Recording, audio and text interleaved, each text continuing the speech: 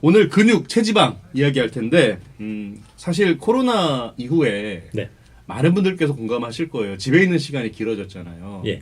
그 과정에서 아무래도 나 근육량이 좀 떨어진다. 운동을 못했더니 이렇게 호소하는 분들이 또 적지 않더라고요. 네. 그래서 오늘 주제를 이렇게 잡아봤는데 일단 근육이요. 예. 이게 우리 몸에서 굉장히 중요한 역할을 한다면서요. 맞습니까? 근골격계라고 하죠. 예. 근육과 골격이 몸의 골격을 형성하는 거죠. 아, 그럼 근육이 있어야 되겠네요. 근육 없이는 힘을 못 쓰죠. 자, 그러면 근육이 너무 없어도 문제가 된다는 건 방금 말씀하신 네. 그 역할을 하기 때문이겠군요. 근육량이 너무 부족하거나 예. 또는 근 손실, 근 감소증 상태가 되면 예. 일상생활에도 장애를 받으시게 됩니다. 아, 그러면 근육이 너무 많고 적음 어떤 기준이 있습니까? 실제로 이제 근육량도 중요하고요. 네. 기본적으로 그 최대 뭐 50%까지도 나올 수가 있습니다만 근육량이 체중에 체중의 50%요? 최대? 예, 나올 예. 수도 있습니다만 평균적으로는 30%에서 45% 사이를 유지하는 것이 좋다라고 합니다. 우리가 보통은 그 건강검진할 때 이렇게 네. 손 잡고 하는 거 그거 통해서 측정을 하곤 하죠. 예. 음, 거기에 나오는 근육량이 그 정도 수치 안에 있다면 크게 걱정하지 않으셔도 됩니다. 그럼 평소에도 그런 그게 아까 체중계 같은 그런 걸 통해서 체지방이나 근육량을 측정할 필요가 있습니까? 우리가? 그렇죠. 특히 이제 보통 사람의 체격보다 조금 비만하다든지 근래에 들어서 몸매가 예. 근손실을 유발하는 것처럼 특히 이제 연로하신 분들 경우에는 특히 좀 재보시는 게 좋겠고요. 또 장시간 평소와 다른 코로나 같은 예. 이런 패턴을 통해서 운동량이 장시간 부족했다든지 또는 코로나를 확진됐을 때 예. 백신을 맞거나 백신 후유증 또는 확진 때문에 몸이 굉장히 아프셨다거나 하신 네. 분들은 갑작스러운 근 손실이 오실 수도 있어서 이럴 경우엔 꼭 체크를 해보시는 것이 좋겠습니다. 그때는 왜 갑작스럽게 근손실이 오는 겁니까? 이제 그냥- 질환에 예. 걸려서 나타났을 경우엔 예. 우리가 혈전 많이 얘기하죠. 혈전, 이제, 예. 그런 부분들이 어느 부위에 영향을 줬느냐에 따라 물론 달라지게 됩니다. 그래서 실제로 누워서 거의 음식을 먹지 못했다면 예. 영양의 공급이 부족하니까 근손실이 있었을 테고요. 또 또 누워서 와병 상태로 일어나지 못했을 경우에도 근손실이 일어날 수 있겠고요. 그 뜻은 자연적으로 소실된다는 부분도 있다는 말씀이신 건가요? 거의 사용하지 못하면서 소실이 되는 거죠. 아. 또는 당뇨라든지 여러 가지 질환에 의해서 네. 질환이 유발되죠. 우리 그런 분들이 이제 기저질환자라고 합니다만 네네, 그렇죠. 그런 분들의 기저질환이 심각해졌을 때 질환에 노출되면서 이제 근손실이 올 수도 있습니다. 보통 우리가 운동을 안 하고 일상생활만 하면 네. 있던 근육이 자연스럽게 많이 사라집니까?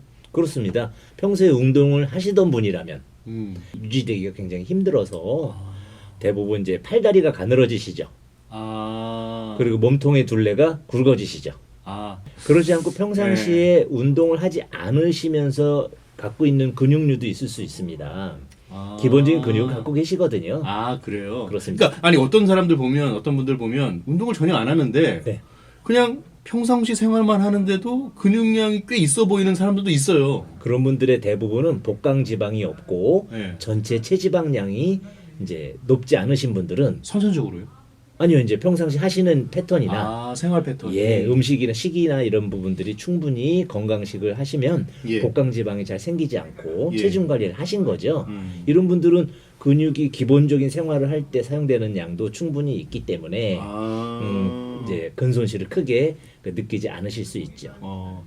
보통 사람들 같은 경우는 어떻게 할 수 있는 이렇게 만졌을 때 보통 이렇게 딱딱하면 나 근육 좀 있어 보통 이렇게 얘기 많이 하잖아요. 예. 기본적으로 저희가 이제 팔 근육이라든지 예. 이제 가는 쪽, 이 손끝, 발끝 쪽으로 가는 근육일수록 많은 노력을 해서 키우셔야 됩니다. 소근육들은. 작은 근육들은 네.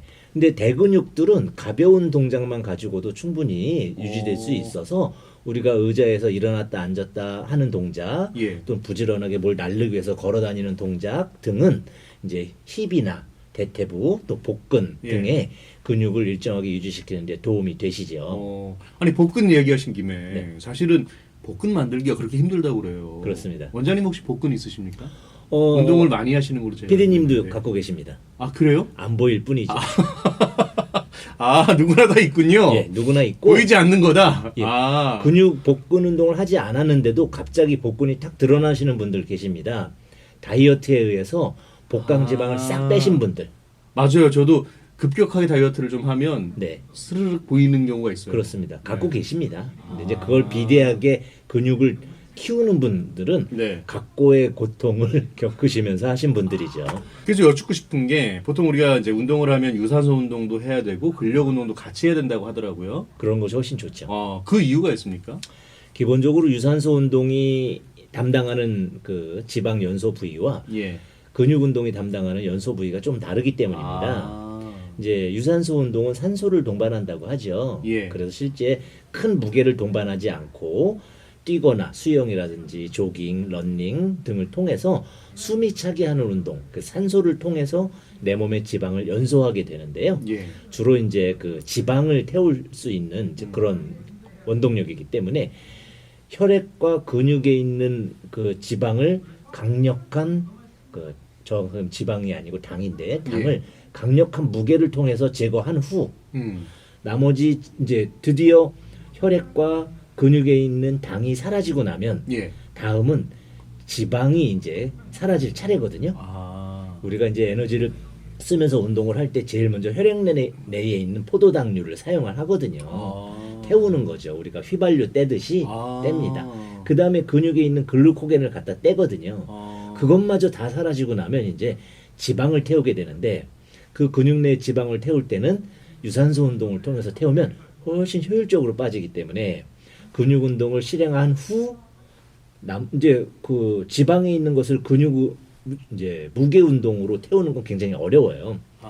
그래서 유산소 운동 산소를 동반한 유산소 운동을 20분 이상 해줌으로써 나머지 지방까지 뺀다면 근육의 결이 잘 보이고 내장 지방까지 잘 없앨 수 있는 효과를 보죠. 근데 말씀하신 거 들어보니까 지방을 태우는 일이 3단계에 걸쳐서 이루어지는군요. 그렇습니다. 쉽지 않은 일이네요. 이거. 그래서 사실은 공복의 운동을 많이 하시는 게 혈액 내에 당이 없을 때 하시죠. 그 공복에 하라는 이야기가 맞는 겁니까, 그러면? 다이어트를 위해서는 그렇게 합니다. 혈액 내에 당이 없기 때문에. 그렇습니다. 또 하나 배우고 가네요. 예. 자, 그러면 요즘에 어쨌든 아직도 코로나가 또 상존해 있다 보니까 집에서 운동하시는 분들이 많이 있으세요. 그렇죠. 예. 그래서 집에서 할 수 있는 근력 운동? 네. 예, 좀 말씀 추천해 주신다면요. 네. 저는 1번으로 뽑는 운동이라고 하면 런지와 그리고 종아리 세우기 두 가지를 권해드리고 싶고요. 런지는 어떤 겁니까? 스쿼트 아시죠? 그러니까 기마 자세처럼 이렇게 하는 그 스쿼트는 하체 근력 운동에 가장 좋은 운동으로 소개되고 있지만 런지는 거기에다 플러스 균형감각을 유지하는 데도 도움을 주게 됩니다. 근데 스쿼트는 이제 근육의 힘을 많이 허벅지에 줄 수는 있지만 균형 감각에는 다소 미흡한 반면 런지는 좌우로 앞다리 뒷다리가 교체하면서 또는 우리가 집에서 거실을 왔다 갔다 이렇게 하면서 서너 발 갔다 돌아서서 서너 발 왔다 이렇게 하게 되면 운동성도 확보하면서 균형 감각도 확보하기 때문에 좋겠고요. 그 다음이 종아리 근육인데 종아리 근육을 말씀드린 이유는 저희가 요 근래 노인들 낙상 이런 거 많이 다뤘잖아요. 맞아요. 노인 연세가 들수록 가장 많이 소실되는 근육이 또한 종아리 근육이고 심혈관계에도 도움을 주는 근육이 종아리이기 때문에 왜 그런 겁니까? 종아리 부분이? 심장에서 혈액을 펌핑을 해서 말초로 보냈을 때 종아리 근육이 탄탄할수록 그거를 밀어 올려주는 힘이 강하기 때문에 그게 종아리 근육에서 이루어지는 거군요. 그렇습니다. 그래서 종아리 운동을 할 수 있는 까치발뛰기 이제 앞꿈치 대고 뒤꿈치를 들었다 폈다 들었다 폈다 계속 하면 종아리 종아리도 하트처럼 생겼잖아요. 근육이 그런 것이 심장 모양이죠. 그 펌핑도 똑같은 원리여서 그 부위에 근육이 배기고 지방이 없어지고 굵어진다면 심장 질환에 도움이 되기 때문에 제가 이제 그 런지 다음으로 두 번째로 권해드리죠. 자, 그러면 유산소 근력 운동은 어떻습니까? 유산소는 이제 저희가 그 조깅 또는 이제 아니면 러닝, 빨리 걷기 같은 또 수영 이런 걸 통해서 숨이 차게 하시면 되는데 집에 이제 그런 도구가 없을 때는 이제 주변을 산책하시거나 계단을 오르내리는 것으로 대신하셔도 되는데 최소 20분 이상 하셔야 그때부터 드디어 이제 지방을 연소하기 시작합니다. 20분 이상, 무조건 20분 이상은 해야 되는 거군요. 그렇습니다. 저는 이제 실내 자전거를 가끔 네, 타는데 좋습니다. 근데 보통 저는 듣기로 한 최소한 30분 이상은 해야 된다고 하더라고요. 이제 학자에 따라서 운동 하중량에 따라서 20분을 얘기하시는 분도 있고 예. 또 30분을 얘기하시는 분도 있습니다. 스스로에게 맞는 패턴이나 운동 이런 거 좀 찾았으면 좋겠어요. 그러면. 그렇습니다. 그 지구력이 좋으신 분들은 지근이 발달하신 거고요. 네. 힘이 센 분들은 이제 속근이 발달하신 거여서 아. 난 오래 해도 괜찮아 하시는 분들은 지근 위주의 운동을 하시고요. 예. 또 나는 순발력이 좋아, 근력이 예. 좋아 그러면은 지구력은 딸려 그러면 이제 유산소보다는 무게 중심의 운동을 하시는 것도 좋은 방법이죠. 알겠습니다.